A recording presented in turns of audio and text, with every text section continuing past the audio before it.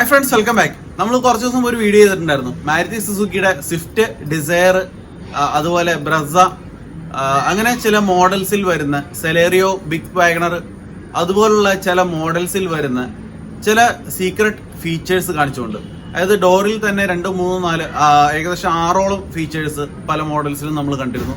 ചില മോഡൽസിൽ അത് 8 വരെ വരും. അതുപോലെ ഷോക്ക് സെൻസർ ഓൺ ആക്കാനും ഓഫ് ആക്കാനും പറ്റുന്ന ചില ഫീച്ചേഴ്സ്, അങ്ങനെ പല തരത്തിലുള്ള ഫീച്ചേഴ്സ് നമ്മൾ കണ്ടിരുന്നു. എന്നാൽ നമ്മൾ അന്ന് കണ്ട സ്ക്രീനിൽ MID black and white screen ആയിരുന്നു.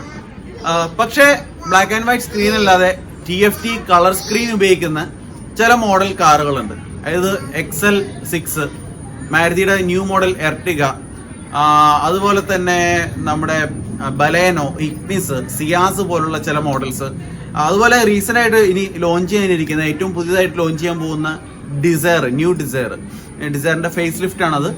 ആ മോഡൽ, ഈ മോഡൽസിലെല്ലാം ഉപയോഗിക്കുന്നത് കളർ TFT സ്ക്രീനാണ്. അപ്പൊ കളർ TFT സ്ക്രീനിൽ ഇത് അഡ്ജസ്റ്റ്മെന്റ് ചെയ്യുന്നത് വേറെ രീതിയിലാണ്. അത് മാത്രമല്ല, ഇതിൽ പറയുന്ന ചില മോഡൽസിൽ, ഈ XL6, എർട്ടിഗ പോലുള്ള മോഡൽസിൽ വീണ്ടും എക്സ്ട്രാ അഡ്വാൻസ്ഡ് ആയിട്ട് കുറച്ച് ഫീച്ചേഴ്സ് വേറെയും വരുന്നുണ്ട്. അപ്പോൾ അതെങ്ങനെയാണ് അഡ്ജസ്റ്റ് ചെയ്യുക, അത് എന്തൊക്കെയാണ് ഫീച്ചേഴ്സ് എന്നുള്ളത് ഞാൻ ഇന്ന് കാണിക്കാം. കുറച്ച് ലെങ്തി വീഡിയോ ആണ്, പക്ഷെ നിങ്ങളിത് മുഴുവനായിട്ടും കാണണം. നിങ്ങൾ ഈ കാറുകൾ ഏതെങ്കിലും ഒന്ന് ഓൺ ചെയ്യുന്നുണ്ടെങ്കിൽ നിങ്ങളിത് മുഴുവനായിട്ടും കാണണം. അതുപോലെ ഞാനിപ്പോൾ കാണിക്കാൻ പോകുന്നത് ഈ കാണുന്ന സ്ക്രീനിന്റെ അഡ്ജസ്റ്റ്മെന്റ്സ് ആണ്. ഇനി നിങ്ങൾ ഉപയോഗിക്കുന്ന ഈ കാണുന്ന ഈ തരത്തിലുള്ള സ്ക്രീൻ അല്ല, ഇത്തരത്തിലുള്ള സ്ക്രീൻ ആണെന്നുണ്ടെങ്കിൽ നിങ്ങളൊരു കാര്യം ചെയ്യുക, മുകളിൽ കാണുന്ന ഐകാർഡിൽ ക്ലിക്ക് ചെയ്ത് ആ വീഡിയോയിലേക്ക് പോവുക. ആ വീഡിയോയിൽ ഞാനത് കൃത്യമായിട്ട് എക്സ്പ്ലെയിൻ ചെയ്യുന്നുണ്ട്. ഇത്തരത്തിലുള്ള സ്ക്രീനാണ് നിങ്ങളുടെ കാറിൽ വരുന്നതെങ്കിൽ ആ കാറിൽ എങ്ങനെയാണ് ഈ പറയുന്ന സീക്രട്ട് ഫീച്ചേഴ്സ് ഒക്കെ അഡ്ജസ്റ്റ് ചെയ്യേണ്ടതെന്നുള്ളത്.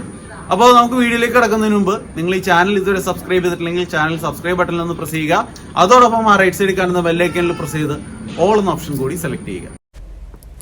കസ്റ്റമൈസബിൾ സെറ്റിംഗ്സിന്റെ ഓപ്ഷനിൽ കയറാനായിട്ട് റൈറ്റ് സൈഡിൽ കോർണറിൽ കാണുന്ന സ്റ്റിക്കിൽ പ്രസ് ചെയ്ത് പിടിക്കുക. ഏകദേശം ഒരു 3 സെക്കൻഡോളം പ്രസ് ചെയ്ത് പിടിക്കുമ്പോൾ നമുക്ക് ആ സെറ്റിംഗ്സിലേക്ക് കയറാൻ സാധിക്കും. ദെൻ സെറ്റിംഗ്സ് നമുക്ക് ഇങ്ങനെ കാണാം. ഓപ്ഷൻസ് നമുക്കിപ്പോൾ കാണാം. Distance unit, fuel economy, language, fuel reset, temperature, set sensors, clock setting, then door lock, lights, anti theft, ISAC, then display item, default എന്നീ ഇത്രയും ഫീച്ചേഴ്സ് നമുക്ക് കാണാം. ഇതിൽ ഓരോ ഫീച്ചേഴ്സ് എന്തൊക്കെയാണെന്ന് ഞാൻ പറഞ്ഞുതരാം. ആദ്യത്തേത് ഡിസ്റ്റൻസ് യൂണിറ്റ് ആണ്. ഡിസ്റ്റൻസ് യൂണിറ്റ് കിലോമീറ്റർ ഉണ്ട്, മൈൽസ് ഉണ്ട്. നമ്മുടെ നാട്ടിൽ സാധാരണയായിട്ട് കിലോമീറ്റർ ആണ് നമ്മൾ യൂസ് ചെയ്യാറ്. അപ്പോൾ അതുകൊണ്ട് ഞാൻ കിലോമീറ്റർ തന്നെ സെറ്റ് ചെയ്യണം. അതിനകത്ത് മാറ്റങ്ങളൊന്നുമില്ല. ഞാൻ ബാക്ക് പോവാണ്. രണ്ടാമത്തത് ഫ്യൂൽ എക്കോണമിയാണ്. ഫ്യൂൽ എക്കോണമി കാണുന്നത്, ആവറേജ് ഫ്യൂൽ എക്കോണമി നമുക്ക് ഓഡോമീറ്റർ അല്ലെങ്കിൽ MIDയിൽ കാണാൻ പറ്റും. ആവറേജ് ഫ്യൂൽ എക്കോണമി നമുക്ക് MIDയിൽ കാണാൻ പറ്റും. നമ്മൾ സാധാരണയായിട്ട് കിലോമീറ്റർ പെർ ലിറ്ററിലാണ് നമ്മൾ നേരത്തെ പണ്ട് തൊട്ടേ ആവറേജ് ഫ്യൂൽ എഫിഷ്യൻസി അല്ലെങ്കിൽ മൈലേജ് നമ്മൾ കേട്ടിട്ടുള്ളത്.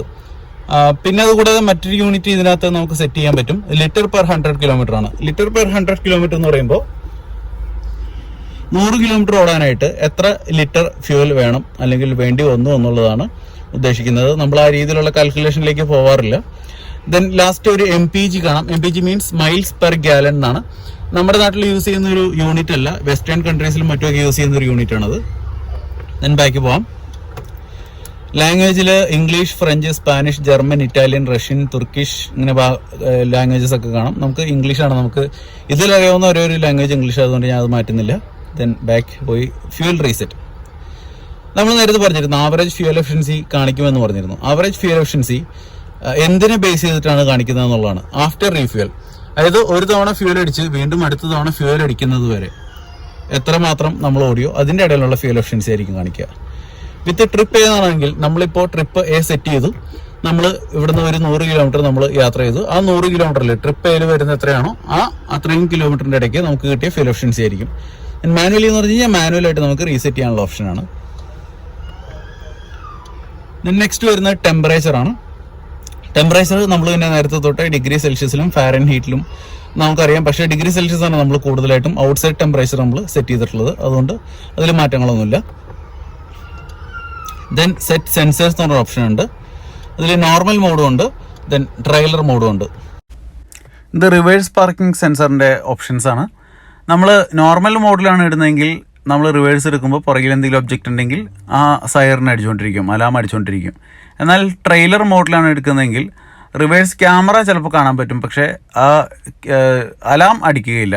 എന്തുകൊണ്ടാണെന്ന് വെച്ച് കഴിഞ്ഞാൽ ചില വിദേശ രാജ്യങ്ങളിലൊക്കെ ട്രെയിലറായിട്ട് അവരുടെ ലഗേജ് കാറിൻ്റെ പുറകിൽ കെട്ടി വലിച്ചു കൊണ്ടുപോകാറുണ്ട്.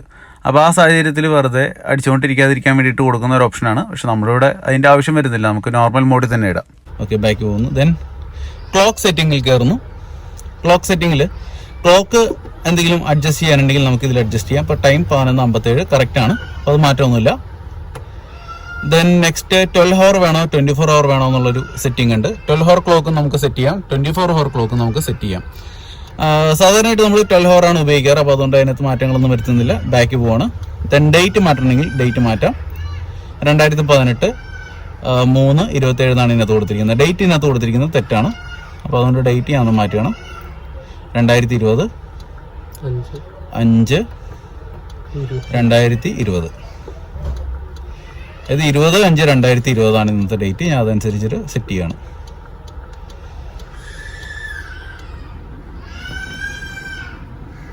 സോ ഡേറ്റ് ഞാൻ സെറ്റ് ചെയ്തു. വീണ്ടും ബാക്ക് പോവാണ്. ഇതിന്റെ ഓപ്ഷൻസ് സെലക്ട് ചെയ്യുന്നതെന്ന് പറഞ്ഞു കഴിഞ്ഞാൽ ഈ റൈറ്റ് സൈഡിൽ ഒരു നോബ് ഉണ്ട്. ഇവിടെ നോബ് നിങ്ങൾക്ക് കാണാം. ഈ നോബ് റൈറ്റ് സൈഡിലേക്കോ ലെഫ്റ്റ് സൈഡിലേക്കോ തിരിക്കുമ്പോൾ ഓപ്ഷൻസ് അങ്ങോട്ടും ഇങ്ങോട്ടും മാറും. പ്രസ് ചെയ്ത് കഴിഞ്ഞാൽ ഓപ്ഷൻ സെലക്ട് ആവും. ഇതപ്പോൾ ഞാൻ ബാക്കിൽ വെച്ചിട്ട് പ്രസ് ചെയ്യാണ്. പ്രസ് ചെയ്യുമ്പോൾ അത് സെലക്ട് ആയി. ദെൻ നെക്സ്റ്റ് ഓപ്ഷൻ ഡോർ ലോക്കാണ്.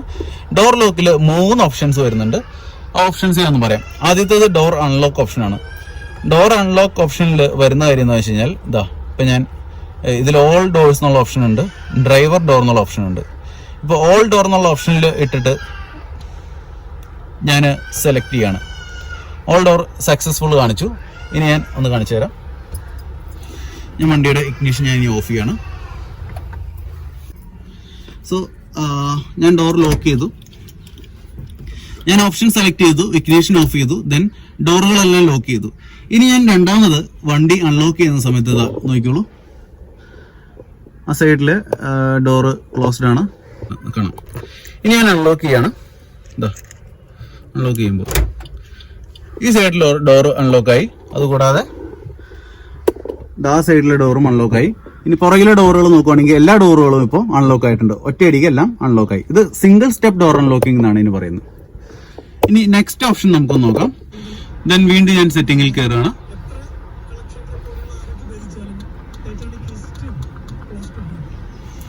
ഡോർ ലോക്ക് എടുത്തു, ഡോർ അൺലോക്ക് എടുത്തു. അതിൽ ഓൾ ഡോർസ് മാറ്റി ഞാൻ ഡ്രൈവർ ഡോർ ആക്കാണ്. സക്സസ്ഫുൾ എന്ന് കാണാം. ഞാൻ എഞ്ചിൻ ഓഫ് ചെയ്തു.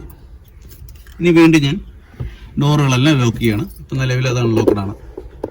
ഡോറുകളെല്ലാം അൺലോക്ക്ഡ് ആണ്. ഞാൻ ലോക്ക് ചെയ്യുന്നു. ഇനി ഞാൻ ഒന്നുകൂടെ അൺലോക്ക് ചെയ്യാണ്.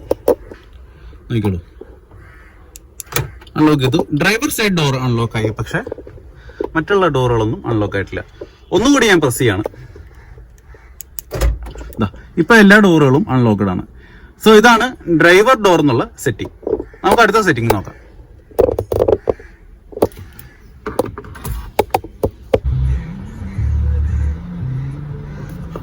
ദെൻ നെക്സ്റ്റ് ഓപ്ഷനിലേക്ക് പോവാം.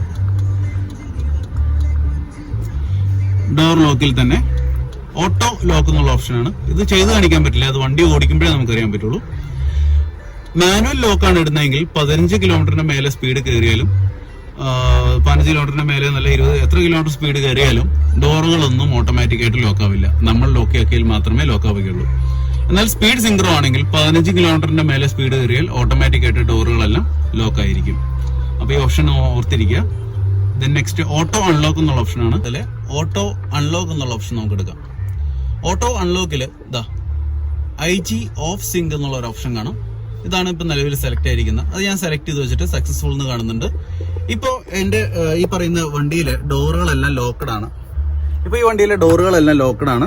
ഇനി ഞാൻ ഇഗ്നിഷൻ സ്വിച്ച് ഓഫ് ചെയ്യുമ്പോൾ ഓട്ടോമാറ്റിക്കായിട്ട് എല്ലാ ഡോറുകളും ഒറ്റയടിക്ക് അൺലോക്ക് ആവും. ആ ഓപ്ഷനാണിത്. ഇപ്പോൾ ഇഗ്നിഷൻ ഓഫ് ചെയ്യാണ്.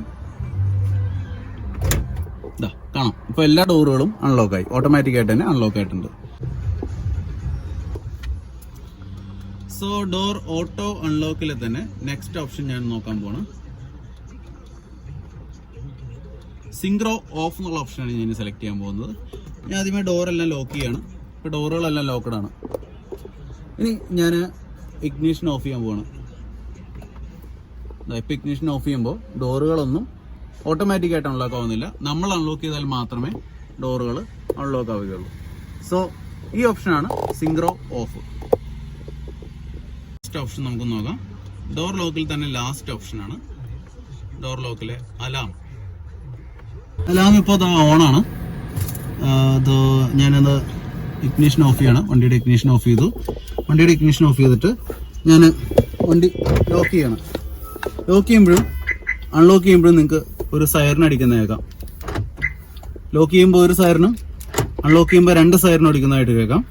സോ ഈ ഓപ്ഷനാണ് സൈറൻ എന്നുള്ള ഓപ്ഷൻ. നമുക്ക് അടുത്ത ഓപ്ഷൻ നോക്കാം. ഇത് ഓഫ് ചെയ്യാനുള്ള ഒരു ഓപ്ഷൻ ഉണ്ട്. പെർമനന്റ് ആയിട്ട് ഓഫ് ചെയ്യാനുള്ള ഓപ്ഷനാണ് ഈ കാണിക്കാൻ പോകുന്നത്. അലാം ഓഫ് ആക്കിയിട്ട് കഴിഞ്ഞാൽ സക്സസ്ഫുൾ എന്ന് കാണാം. ഇനി ഞാൻ ലോക്കും അൺലോക്കും ചെയ്യണം. വണ്ടി ഓഫ് ചെയ്യുന്നു. ഇഗ്നിഷൻ ഓഫ് ചെയ്തതിനു ശേഷം ലോക്ക് ചെയ്യുന്നു, അൺലോക്ക് ചെയ്യുന്നു. ലോക്ക് ചെയ്യുമ്പോഴും അൺലോക്ക് ചെയ്യുമ്പോഴും സൈറൻ അടിക്കുന്നില്ല. ഇതാണ് ഈ option. So next option anti theft ആയിരുന്നു. ആന്റി തെഫ്റ്റിലെ ഷോക്ക് സെൻസർ നമുക്ക് നോക്കാം. ഷോക്ക് സെൻസർ ഞാൻ ആദ്യം ഓൺ ആക്കുന്നു. ഡിഫോൾട്ടായിട്ട് മാരുതിയുടെ എല്ലാ വണ്ടികളിലും ഓഫ് ആയിട്ടായിരിക്കും വരിക. ഷോക്ക് സെൻസർ പി എടുക്കുന്നു. പി മീൻസ് പ്രീ വാണിംഗ് ആണ്. പ്രീ വാണിംഗിൽ ഓഫ് എന്നുള്ള ഓപ്ഷൻ ഉണ്ട്. അതുകൂടാതെ ലെവൽ 1, ലെവൽ 2 തൊട്ട് ലെവൽ 15 വരെയുള്ള ഓപ്ഷൻസ് കാണാം. ലെവൽ 1 തൊട്ട് ലെവൽ 15 വരെ ഉദ്ദേശിക്കുന്നത് എന്താ വെച്ച് കഴിഞ്ഞാൽ ലെവൽ 1 എന്ന് പറയുന്നത് സെൻസിറ്റിവിറ്റി ഓൺ ആണ്, പക്ഷേ ഏറ്റവും കുറഞ്ഞ സെൻസിറ്റിവിറ്റിയാണ് ഷോക്ക് സെൻസർ ഉണ്ടാവുക. ലെവൽ 15 ആണെങ്കിൽ ഷോക്ക് സെൻസറിന്റെ സെൻസിറ്റിവിറ്റി വളരെ കൂടുതലായിരിക്കും. സോ ഞാൻ ലെവൽ 15 ഇടുകയാണ്. എന്നിട്ട് ഞാൻ വണ്ടിയുടെ ഇഗ്നിഷൻ ഓഫ് ചെയ്യാണ്. സോ ഞാൻ വണ്ടി ഇപ്പോൾ ഓൾറെഡി ലോക്ക് ചെയ്യാണ്. വണ്ടി ലോക്ക് ചെയ്തു. വണ്ടി ലോക്ക് ചെയ്തതിനു ശേഷം വണ്ടി പുറത്തുനിന്ന് ആരെങ്കിലും ഓപ്പൺ ചെയ്യാൻ ശ്രമിക്കുകയോ അല്ലെങ്കിൽ ഒരു ഷോക്ക് കിട്ടുകയൊക്കെ ചെയ്ത് കഴിഞ്ഞാൽ ഇങ്ങനെ ആ അലാം അടിക്കും. ഇതിനാണ് പ്രീ വാണിംഗ് എന്ന് പറയുന്നത്. ഇനി ഇതുകൂടാതെ മറ്റൊരു വാണിംഗ് കൂടിയുണ്ട്. അതാണ് full blast warning. Full blast warning നമുക്കൊന്ന് നോക്കാം. ഷോക്ക് സെൻസർ എടുക്കുന്നു. ആന്റി തെഫ്റ്റ് അതിലെ ഷോക്ക് സെൻസർ എഫ് എടുക്കുന്നു. ഷോക്ക് സെൻസർ എഫിൽ ലെവൽ 15ലേക്ക് ഇടുന്നു. അതായത് ഏറ്റവും കൂടിയ സെൻസിറ്റിവിറ്റിയിലേക്ക് ഞാൻ ഇടുകയാണ്. സക്സസ്ഫുൾ കാണുന്നുണ്ട്. ഇനി ഞാൻ വണ്ടി ഓഫ് ചെയ്യാണ്. വണ്ടി ഓൾറെഡി ലോക്കഡ് ആണ്. വണ്ടി ഇഗ്നിഷൻ ഓഫ് ചെയ്തു. ഇനി ഞാൻ ആരെങ്കിലും പുറത്ത് നിന്ന് വണ്ടിക്ക് ഒരു ഷോക്ക്, ഒരു തട്ടോ മട്ടോ അങ്ങനെ എന്തെങ്കിലും ആരെങ്കിലും വന്ന് ഫോഴ്സ്ഫുള്ളി ഓപ്പൺ ചെയ്യാൻ ശ്രമിക്കുകയോ ചെയ്ത് കഴിഞ്ഞാൽ അതായത് പോലെ ഫുൾ ബ്ലാസ്റ്റ് വാണിംഗ് കിട്ടും. പുറത്തുനിന്ന് ഒരു തട്ടാണ് ഞാൻ കൊടുത്തത്. സോ ഇതാണ് ഫുൾ ബ്ലാസ്റ്റ് വാണിംഗും ഷോക്ക് പ്രീ വാണിംഗും തമ്മിലുള്ള വ്യത്യാസം. നെക്സ്റ്റ് ഓപ്ഷനാണ് ISAC എന്നുള്ള ഓപ്ഷൻ. ഓപ്പൺ ചെയ്ത് കഴിയുമ്പോൾ 3 സബ് മെനൂസ് കാണാം. Standard, economy, comfort. സ്റ്റാൻഡേർഡ് എന്ന് പറഞ്ഞാൽ നോർമൽ രീതിയിൽ നമ്മുടെ ഐഡിൽ സ്റ്റോപ്പ് സ്റ്റാർട്ട് വർക്ക് ചെയ്യുന്ന രീതിയാണ്. ഐഡിൽ സ്റ്റോപ്പ് സ്റ്റാർട്ട് സാധാരണ രീതിയിൽ വർക്ക് ചെയ്യുന്ന പോലെ തന്നെ ആയിരിക്കും. അപ്പോൾ അതിൽ AC-യുടെ വർക്കിങ്ങും സാധാരണ പോലെ തന്നെ ആയിരിക്കും. ഇനി എക്കോണമിയിലാണ് ഇടുന്നതെങ്കിൽ ഐഡിൽ സ്റ്റോപ്പ് സ്റ്റാർട്ട് കൂടുതലായിട്ട് വർക്ക് ചെയ്യും. സാധാരണ വർക്ക് ചെയ്യുന്നതിനേക്കാൾ കൂടുതൽ ഫ്രീക്വൻ്റ് ആയിട്ട് വർക്ക് ചെയ്യും. അപ്പോൾ ആ സമയത്ത് AC-യുടെ ഓട്ടോമാറ്റിക് ക്ലൈമറ്റ് കൺട്രോളിൽ ഇട്ടാൽ പോലും ചിലപ്പോൾ AC-യുടെ ടെമ്പറേച്ചർ അല്ലെങ്കിൽ ക്യാബിൻ ടെമ്പറേച്ചർ ഡൗൺ ആയാലും ചിലപ്പോൾ വീണ്ടും റീസ്റ്റാർട്ട് ആവുന്നതിനൊക്കെ താമസം കൂടുതലെടുക്കും. കാരണം എക്കോണമിയിൽ ഇടുമ്പോൾ കൂടുതൽ ഫ്യൂൽ എഫിഷ്യൻസി കിട്ടാനായിട്ട് ആണ് നോക്കുക. നെക്സ്റ്റ് ഓപ്ഷൻ എന്ന് പറയുന്നത് കംഫർട്ടാണ്. കംഫർട്ടിലിട്ട് കഴിയുമ്പോൾ പരമാവധി അകത്തിരിക്കുന്ന ആളുകൾക്ക് കംഫർട്ട് കിട്ടാനായിരിക്കും ശ്രദ്ധിക്കുക. അപ്പോൾ ഐഡിൽ സ്റ്റോപ്പ് സ്റ്റാർട്ട് വർക്ക് ചെയ്യുന്നതിൻ്റെ ഫ്രീക്വൻസി കുറയും.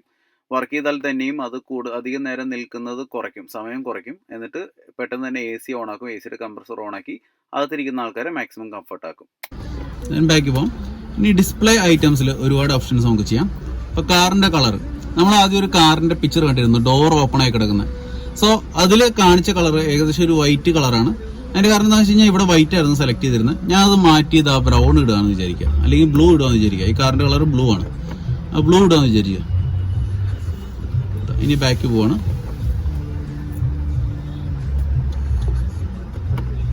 ഇനി ഞാൻ ഡോറ് തുറന്നു കഴിഞ്ഞാൽ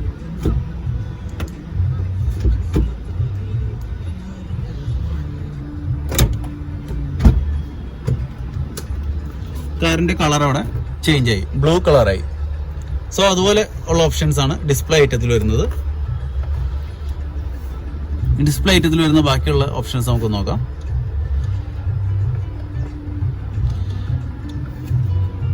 കലണ്ടറിന്റെ ഓപ്ഷൻസ് നമുക്ക് മാറ്റാം. കലണ്ടർ ഡിസ്പ്ലേ ഓൺ ഓഫ് ഉണ്ട്. ഓപ്ഷൻ ഉണ്ടെങ്കിൽ നമുക്ക് ഓൺ ആക്കാം, അല്ലെങ്കിൽ ഓഫ് ആക്കാം. കലണ്ടറിന്റെ ഫോം ഉണ്ട്, അതായത് ഡേറ്റ്, മന്ത്, ഇയർ, അല്ലെങ്കിൽ ഇയർ, മന്ത്, ഡേറ്റ്, ഇയർ, അങ്ങനെ മാറ്റിയിടാം. Fuel economy, history, time display, drive cycle, അങ്ങനെ 2 ഓപ്ഷൻസ് ഉണ്ട്. ദെൻ ഇതെന്താണെന്ന് വെച്ച് കഴിഞ്ഞാൽ ഫ്യൂൽ എക്കോണമിയുടെ ഒരു ഹിസ്റ്ററി കാണിക്കുന്ന ഒരു ഓപ്ഷൻ ഉണ്ട് MIDയിൽ. അത് ടൈമിനനുസരിച്ചിട്ട് കാണിക്കുന്ന രീതിയിൽ സെറ്റ് ചെയ്യാം. അതുകൂടാതെ ഡ്രൈവ് സൈക്കിളിനനുസരിച്ചിട്ടും കാണിക്കുന്ന രീതിയിൽ സെറ്റ് ചെയ്യാൻ പറ്റും. ഞാനിപ്പോൾ ഫ്യൂൽ എക്കോണമി ഹിസ്റ്ററി എടുത്തിട്ട് ഇപ്പോൾ ടൈമിനനുസരിച്ചിട്ടാണ് സെറ്റ് ചെയ്തിരിക്കുന്നത്. നമുക്കൊന്ന് നോക്കാം.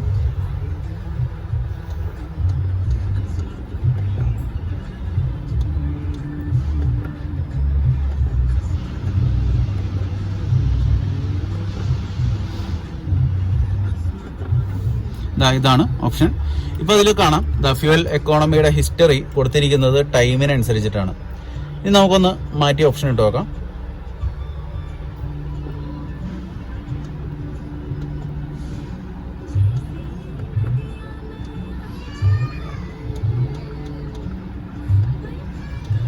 ഡ്രൈവ് സൈക്കിളിനനുസരിച്ചിട്ട് മാറ്റാം.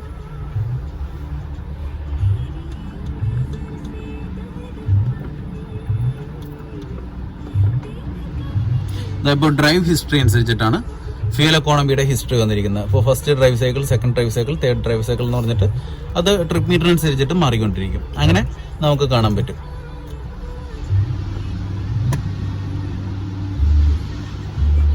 ദെൻ നെക്സ്റ്റ് ഓപ്ഷനിലേക്ക് പോവാം. ഡിസ്പ്ലേ ഐറ്റത്തിൽ അടുത്ത ഓപ്ഷൻ എന്ന് പറയുന്നത് ഐഡ്ലിംഗ് ഡിസ്പ്ലേ ആണ്. ഐഡ്ലിംഗ് ഡിസ്പ്ലേ ഓണും ഓഫും ഉണ്ട്. അതായത് എത്ര സമയം ഐഡ്ലായിട്ട് കിടന്നു, അങ്ങനെ എത്ര ഫ്യൂൽ സേവ് ചെയ്തു എന്നൊക്കെ കാണിക്കുന്ന ഒരു ഓപ്ഷനാണ്. ദെൻ മറ്റു വരുന്നത് ഐഡ്ലിംഗ് വാർണിംഗ് ഉണ്ട്. ഐഡ്ലിംഗ് വാർണിംഗ് നമുക്ക് ഡിസ്പ്ലേ ഓണും ഓഫും ഉണ്ട്. ദെൻ റീജനറേറ്റീവ് ഡിസ്പ്ലേ അതും ഓണാക്കിയാണ് ഇട്ടിരിക്കുന്നത്. റീജനറേറ്റീവ് ഡിസ്പ്ലേ ആണെന്ന് കാണിക്കാം.